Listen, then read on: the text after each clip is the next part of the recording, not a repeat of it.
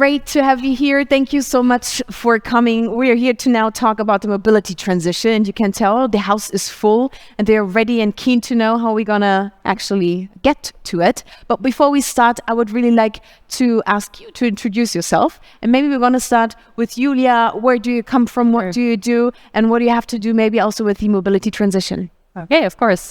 Thanks for having us. I'm excited to be part of this engaging discussion, hopefully. So my name is Julia. Officially, my work contract says I work at the Technical University of Munich. So I do research, teaching, networking activities all around integrated mobility concepts, and also like looking at the interactions of land use and transport. So with a spatial focus also. And I'm also part of a cluster that is called M-Cube. And the idea of that is to bring together different people from research, from industry, from the public sector that work on common projects. So all of those different perspectives and also objectives, and try to find solutions for the challenges linked to the mobility transition. And I guess that's,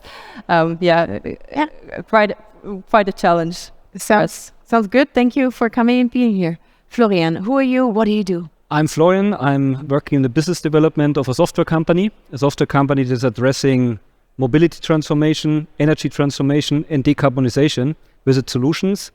So also the discussion we had already before, I'm still driving a car, and I'm also still convinced that I need it sometimes. But I also more or less on the journey of my personal transformation over the last years.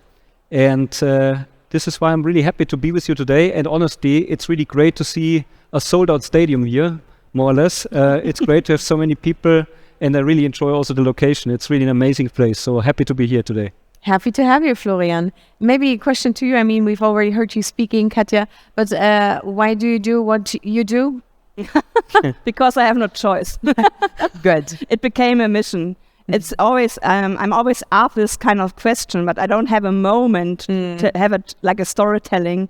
I think it is a bit like the frog in the water and it starts boiling and I jumped.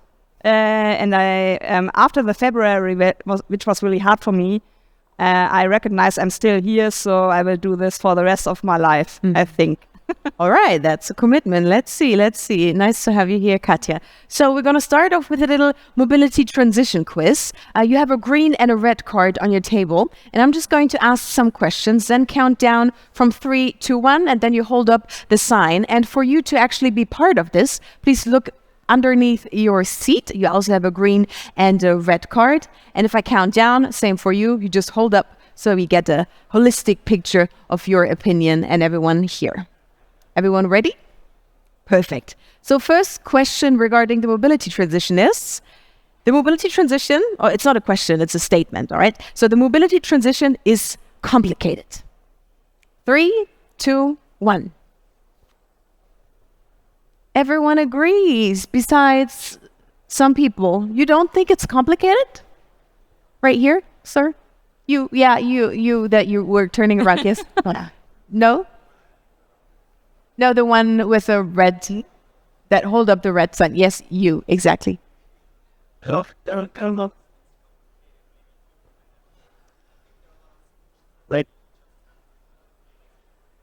microphone is coming, so maybe you can say your statement again.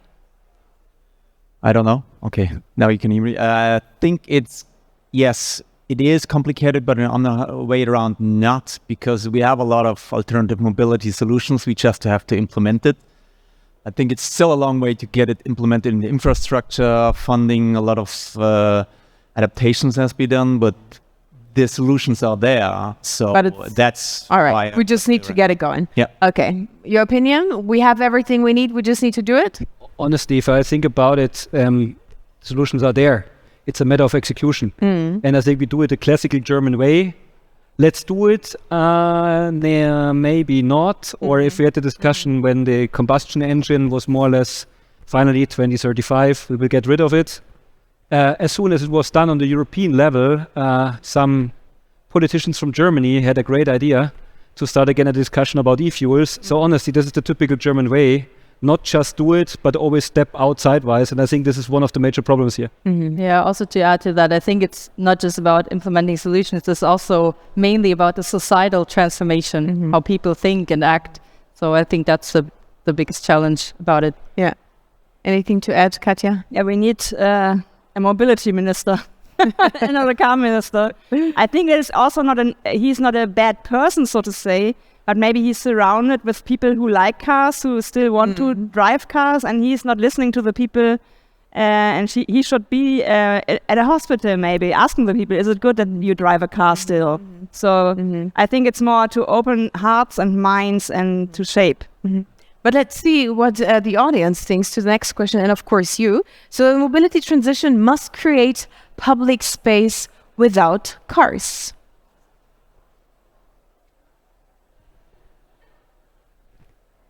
Almost everyone agrees. Why, Julia? Well, I think it needs to be part of it because it's also about livable spaces and creating space for people. So right now, also in legal frameworks, it's all about, well, focusing on the vehicle, and also many discussions is about, like, let's think about what the car needs. But in essence, it's about people, and they need space to meet, to interact. So that's why I think there need to be spaces. It depends on where, but obviously that's an important thing. And Florian, even though you have a car yourself, you would say we need less cars? I would say we need less cars. But I honestly also think we will not do this transition overnight.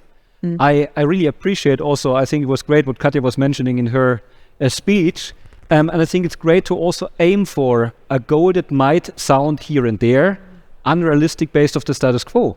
But if we don't start with that and really define targets for the next 3 years, 5 years, 10 years, and we split it down into achievable steps, then we will never succeed. And exactly what Julia was mentioning, I see a big problem, for example, if you want to build a multi-tenant building in Germany. The major topic is, how many parking lots do you need to build? And this is also part of the problem. I think we need to think differently about that. More and more we see that car sharing models are included from the beginning. That's a small first step. It's not enough. But I think we really need to start this transformation. And I think we also need to clearly start with achievable steps. And this is what I'm missing also with the politicians, especially our beloved Verkehrsminister. It's honestly, how long are they in charge right now? Too long. But if you had one interesting number with the overall number of cars in Germany, if I think about that we need to reduce cars, I agree on that. But if I see that after all that long time, we have the chance to switch over to local emission-free engines, we have 3% achieved so far. Sorry, this is not a result. This is just embarrassing. Same thing you're always saying, Katja, right? Yes. Yeah, for me, it's if you give back public spaces to people, it's also democratic. Because the AfD is now collecting voices because we are not there outside speaking to people who are different from ourselves. We are not having any kind of democratic system on the system. It's on the public spaces, and I think it's regaining public spaces is really democratic and helping us to see that the people we don't know are not offending us. They are the society we shape.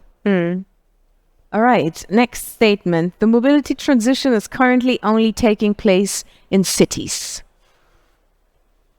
3, 2, 1. Now we have some bias here. We also have some bias here, but you're definitely saying, Katja, yes, it is. And for me, it's so funny because we are. Why are we having this kind of gap? It's city or rural area, because we can't have this like separate. We need to think it together, because people from the rural area are coming to the cities for work or for shopping. I don't know, and I see so many people doing it in rural area, and I think maybe it's also even better to do it there, like the mobility change, because when you have like this a picture I've shown that the bus is coming in 16 hours, you are lucky to have a bus coming every hour. And I think sometimes we just discuss this kind of gap, and we need a discussion, what can we do? And there's this kind of on-demand systems in the rural area, like 80 projects at the moment who are running, who get elderly people to the point that they can drive without a car, because when I visit my parents, I see who is driving cars, and it's really Scary. shouldn't be. So, yes. Yeah. Florian.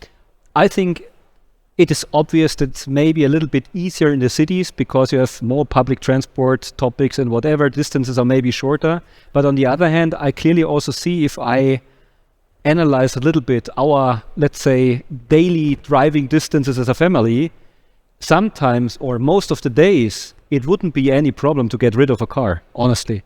And I think this is also maybe something where everybody can really just start also in really analyzing consciously a little bit about, how do I behave? Yeah. What is possible with it? How could I do it differently? And then I think it is also fair to say that there are reasons that you don't switch over because it's simply not possible due to job reason or whatever. But I think if you really think carefully about it, it's sometimes surprising where you don't need a car. Yeah, I agree. I think the problems are very different if you look at cities and rural spaces. So in the cities, you have, of course, the spatial issues with all the space that is needed for transportation, the emissions, the noise, and those problems are worse. But then on the countryside, you have those inequity problems that are much more visible. So you have different problems, but also, of course, different solutions. I think there's discussion in both. Maybe in the cities, it's a bit more visible. Yeah. Also in space, that's why I said undecided. All right, next statement. The mobility transition can only happen with an energy transition. 3, 2, 1.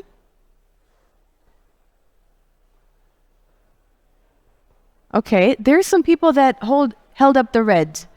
Can you hold up the red once again, if you feel free to talk and explain? Can we have the microphone back there?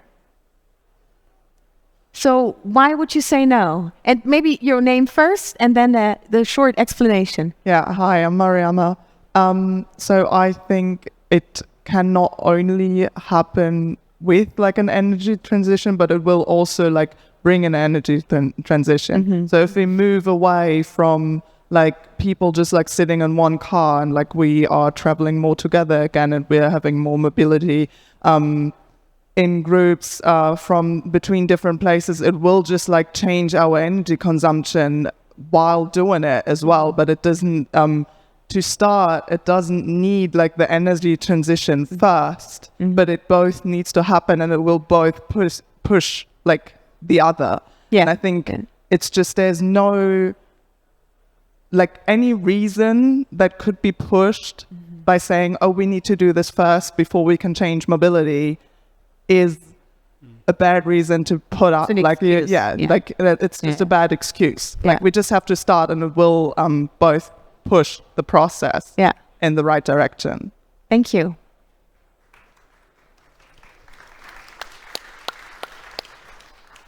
Yeah, very good point. I think it also stresses that this is a systemic change that needs to happen. So we cannot just focus on one sector and one solution, but there's so many things that are interlinked with it that need to be addressed as well. And I think it's also important, if we talk about mobility transition, not only a car transition, then I completely agree. Concerning a car, Munich is a really favorite city for driving these large SUVs that you've just shown, but luckily it's E. Yeah. So I really also think people celebrate themselves then to really becoming green.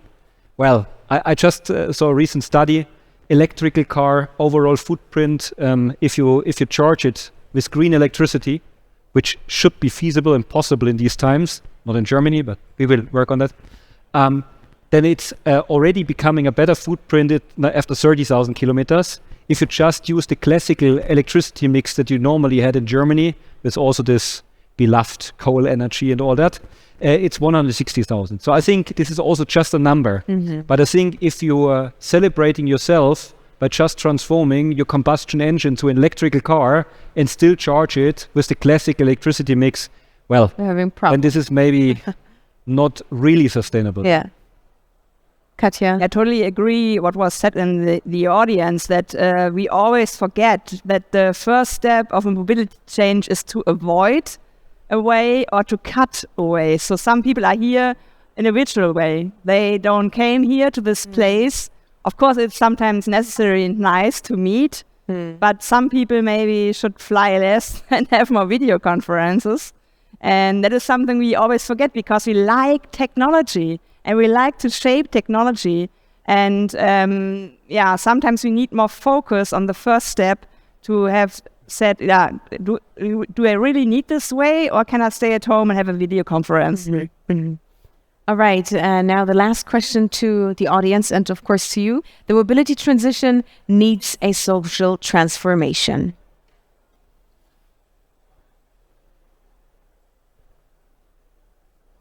Mostly green, just a few saying no. You said all green, right? Yeah. Why? Well, talking about cars again, sorry. But if I take a look at especially the German car manufacturers and you see what happened over the last years, they were getting out of the smaller, more affordable production lines, just going on bigger and bigger. They have not done a mistake like the Cybertruck, luckily, but honestly, if I see the measures of such an iX or something like that, that's a little bit out of time, I would say.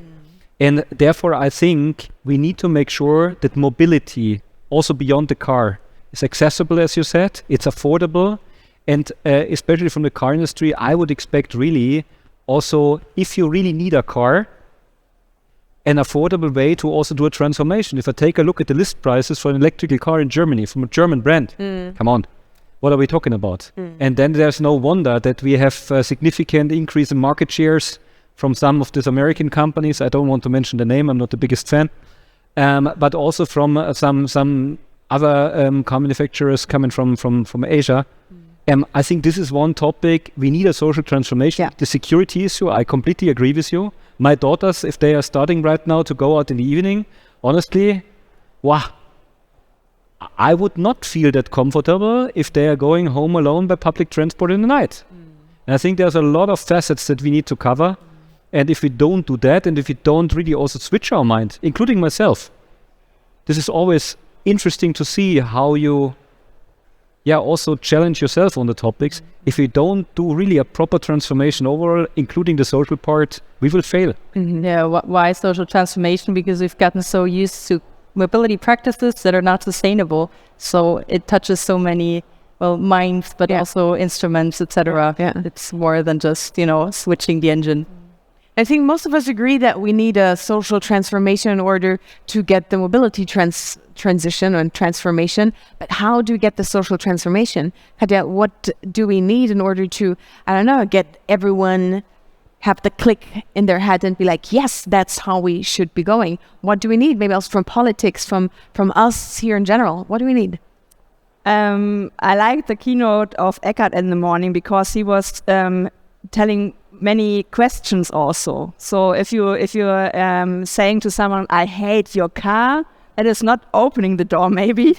But if you ask the question, why do you driving this car, can I get the reasons why you do it? It is about communication. It's about having the fun in being in the train and seeing people you won't see again maybe.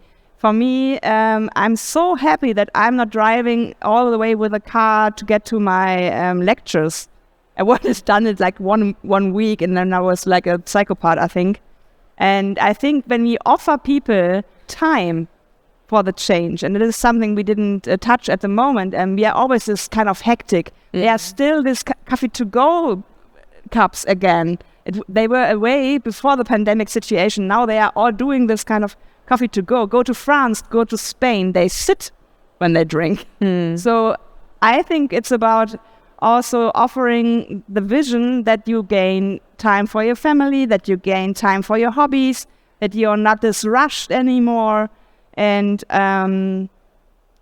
it's about like the mirror of a society that we say, if you fulfill your dreams, you need a car, you need your own home, and we need more better dreams.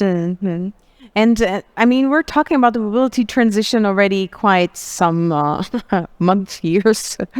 But have we, established anything yet? Has anything changed yet? Is anything else besides the fact that we have more young people driving cars? Has any positive thing come out yet from talking about the mobility transition yet? I would say yes. I mean, if we speak of impacts, well, we're probably not doing so well. But then if we speak about the process and like the societal debate, then I would say yes. I mean, we're on the stage, we're speaking about it. There's a lot of discussion in society. And also I see a lot of cities that actually want to test new things, like experiment with new ways of how to do urban mobility planning. So we have one project with an M-Cube that is about exactly that, experimentation, like a temporary change in how to use or how to design a street. And it really kind of shows the societal debate that we've addressed. So there's a few people that really protest, they're very loud, and there's others that love it. So of course, I mean, it's difficult to make everyone happy, but you need to hear the voices, you need to take the concerns seriously, and there we are at the communication part. You really need to see, well, what are people scared of? I mean, the mobility transition, it kind of changes routines, or that's the fear that people have, that they will lose welfare, economic prosperity. So take that seriously, test things, show them how it could be done, how beautiful it could also be if you do something differently. And I think that's something positive that we see happening. But then, of course, I mean, this is Germany, but if you look at other places around the world, there's many things already happening. So they're not talking anymore, they're acting. So maybe they're a bit further in the process. Florian, would you agree with that we're in the progress and things are changing? Yes and no. I think overall, what was said at the beginning, I think the ingredients are there mostly. This is, I think, one huge step that's already good.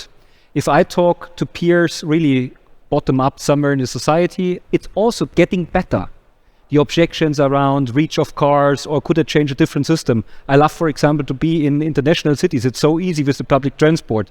We can learn a lot of that. So I think there it's really cool. If I think about the politicians, the clear no. Sorry, we completely failed.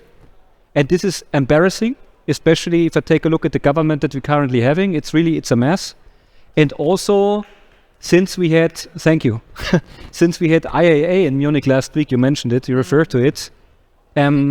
If I see speeches of automotive leaders in Germany complaining about the end of the combustion engine, then I really have to ask myself in which year we are, because honestly, these companies have delayed the mobility transformation or the car or engine transformation for years since they did not do their homework. And I get the feeling sometimes that there's always this protectionism to hide behind this phrase key industry. But key industry does, in my opinion, not only mean that you have the right to be subsidized and the right to be protected. It's also an obligation to take care of the people who work in this industry, to innovate and to develop based on the strong foundation that has been created, obviously, that you are still in 20 years, 30 years, 40 years, delivering a strong contribution to the economic wealth of a country. And there I still think that we are not good enough. And we need to wake up, because honestly, just take a look at some car manufacturers that came up over the last 2 years and we never heard of before. I get to the conclusion that the train has already left the station and then we need to hurry up and make our homework. So yes and no. I think bottom up it's getting better, but if I take a look at our leaders, wake up and do your job. Yeah, I mean, I agree, because on the municipal level, there's so many barriers, like just legal issues why cities cannot do what they would like to do, and that needs to change on the federal level. So what levers does the mobility transition need? Now, you've already said, okay, we need the politics, but what else will maybe push the mobility transition forward? It's always about leadership and visions. You don't have to go to the doctor. If you have a vision, you should fulfill it. And writing my second book, I'm really fulfilled with all the stories of the people telling me, I see this really concrete picture of Paris in the future. And I'm Anne Hidalgo, and I will change this city for the better. And if people don't elect me a second way, it's okay. Yeah. But she was re-elected because she has this strong vision. And people are going to Paris like every 2 months. They tell me, you see every time how it's Something shaping, changed. how it's having better solutions, how people are really having get rid of their cars. And we never thought like this. I think it was an autobahn on the River Seine. And people in my books I was reading for research were like, how can you put an autobahn there? And it's gone. And they are now having the water. And next year you can dive into the River Seine because it's clean. Wow. And I ask the people always, where do you go on holidays? On this kind of where you live? No, it's so stressful. And I can't understand why they want it in their front door. So I think we need leadership, we need visions, we need concrete people doing this. And look at Hannover, at the next days, they will show their plans. It's really such an amazing thing because Hannover was an autogerechte Stadt of all times in Germany, and they are having now their second wonder. They give it back to the people, and it's just really inspirational for me. Yeah, probably the key challenge or the key lever is to have a clear objective that lasts beyond election periods and something that is really followed. Yeah. And then more, well, on a specific level, I would say there's different areas that need to be activated. So of course, the land use part, urban planning. So if you build the car-oriented city, you will get car travel. I mean, that's obvious. If you build spaces for cars, you will get cars. If you build spaces where people can interact, you will get places where they interact. So that's first part. And of course, the transport options, and that might include also technological innovation. There's a lot of talk about on-demand, autonomous. Yes, maybe this could be a solution in some areas. But then you also mentioned in your keynote all the problems with the quality and the comfort. So, I mean, if we have a system that doesn't work, then what's the point in having public transport? And then the third part, I would say more the soft measures, like information, talking to people, engaging them, and maybe also pricing schemes. But that's something that when you say that in Bavaria, it's of course something that's always seen very critically. Yeah. Florian, you've already said leadership and municipalities. Yes, and I think it's also really innovation is a mindset, Yeah. And if you're always stepping out, this is not possible yet, and how can we do it? Charging infrastructure is a perfect example. What about a reach of electrical car? Come on, how much kilometers are you driving per day? In average 40 kilometers. What is the problem? There is not a problem at all. Charging is also not a problem anymore. But mindset, also to change behaviors, also beyond the car. This is one thing. And while I took out my notes, in preparation I came across a speech of a former president of Germany, Roman Herzog. And in 1997 he had a speech, I think many of you might remember that. And I switched to German. Durch Deutschland muss ein Ruck gehen, he said. And if you take a look at some parts of the speech, he said, we need a next industrial revolution, not more, not less. I think this is also very valid in these times. It's an industrial revolution not coming from the coal and in the heavy industry towards the service industry. It's coming from service to sustainability. The second thing he said is, don't take the status quo for granted. I think we are very good in thinking that everything we have today, and we are really privileged, as you mentioned before, Katja, we take that for granted, but it will not go on like this if we don't change our behavior. What he said also is it takes all of us, and we need to say goodbye of some of the beloved things that we take for granted every day. And last but not least, he said, everybody needs to contribute, the rich more and the poor less. And I think having all that said, I was really happy that I came across this speech. And it's amazing to see that after that long time, 26 years ago, it is really valid for these times. And I think if we want to all contribute a little bit and go out and share the voice about what we are discussing here and to create innovation, we should maybe think a little bit about this. Durch Deutschland muss ein Ruck gehen, and that means commit to execution, just do it and don't step out because it's the more convenient way to say, I stick with what I have. This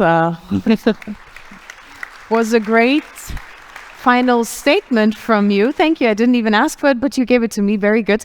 But now I ask from Julia and Katja for your final statement to the audience. Doesn't have to be a speech, but can be whatever that lays on your heart. Yeah, I can imagine. So maybe just briefly, I think just encourage everyone to think about, what we could achieve as a society if we have this openness to imagine how the future could be different, and not just think about, what might I lose and how I might need to change my routines. I mean, just keep the objective and the vision in mind. Thank you, Julia. Katja. I just saw that here is a masterclass given. If your job is not giving you any purpose, quit it. And I think that's really true because I have so much purpose, but I need more people in my boat to have you can also chant if you want. I think we are here to have new connections and new mindsets and going further, having like this team play. Because, so to say, on the left side of the spectrum, we are so good to see this is your failure. You're eating. You're not baggy. You're flying to your family in the US, so you're not a climate activist. And maybe we just embrace that we are so different because it's such a pound we have there. And I see this system running on hearts, not on engines. So that is what I want to say. Thank you so much. Applause, please, for our speakers. Thank you for your positioning, for the discussion, for your insights. I really appreciated it. And I know the audience did as well. Thank you. Thank you.